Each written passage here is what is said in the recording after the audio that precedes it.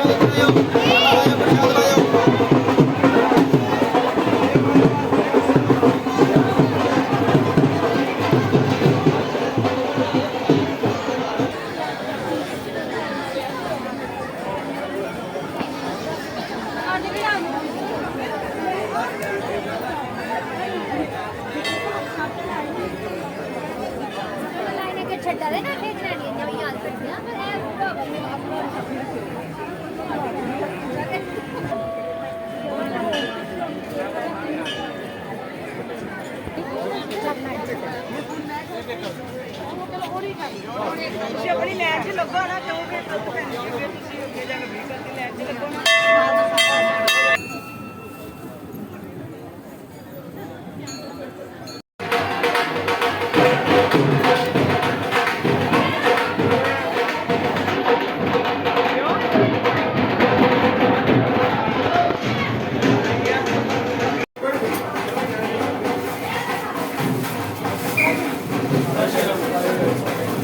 Line तो जल्दी line photo तो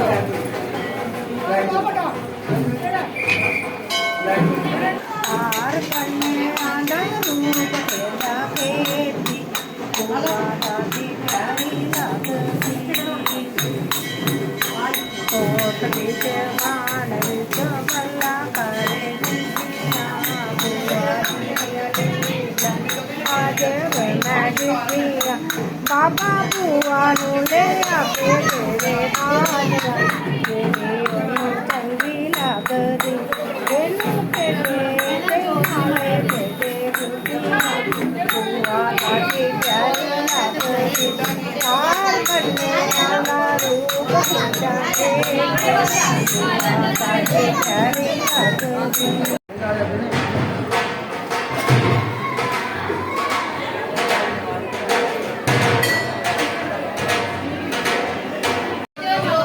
तेरी मेहरबानी है, सब तेरी मेहरबानी है।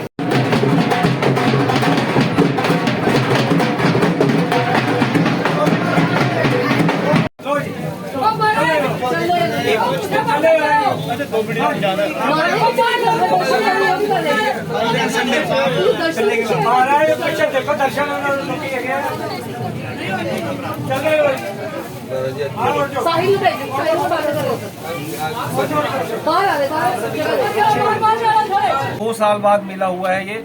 इस मेले को बढ़ चढ़कर लोग हिस्सा लें और यहाँ पे आके माता टेकें। इस बार श्रद्धालुओं में भी काफी बढ़ोतरी होगी, उसके लिए क्या कहेंगे? देखिए, जो श्रद्धालुओं में बढ़ोतरी तो इस बार होगी, क्योंकि 2 साल से वो नहीं आए हैं।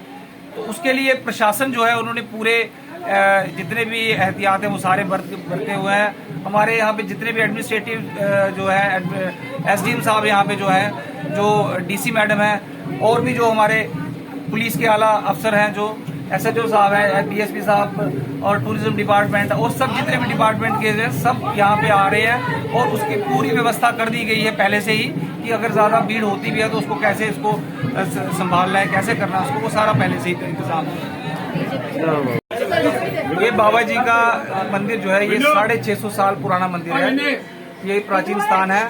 आज के दिन मंदिर की स्थापना हुई थी और स्थापना दिवस के तौर पे जो पूर्णिमा आती, कार्तिक की पूर्णिमा के दिन यहाँ पे जो मेला लगता है हर बार।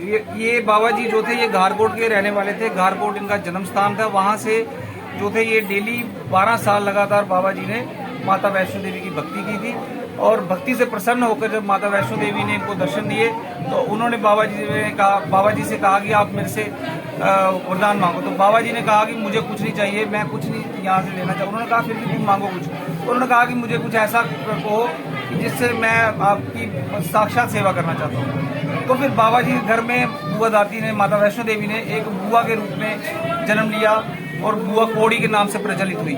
बुआ कौड़ी भी बोलते हैं, बुआ जिड़ी वाली भी बोलते हैं, इनके काफ़ी नाम प्रचलित हुए हैं। फिर बाबा जी वहाँ घारकोट से मतलब वहाँ से छोड़ के यहाँ पे आ गए वो पंजोड़ में, क्योंकि उनके एक चाची थी जोजा, जो डायन थी, और उसने उनको बाबा जी को 2-3 बार मारने की कोशिश की। उनको पहाड़ से धक्का दिया तो माता वैष्णो देवी ने उनको बचाया, बाबा कालीवीर ने उनको बचाया। तो फिर उन्होंने वो स्थान ही वहाँ से घारकोट जो कटरा के पास है वहाँ से छोड़कर वो यहाँ पे आ गए।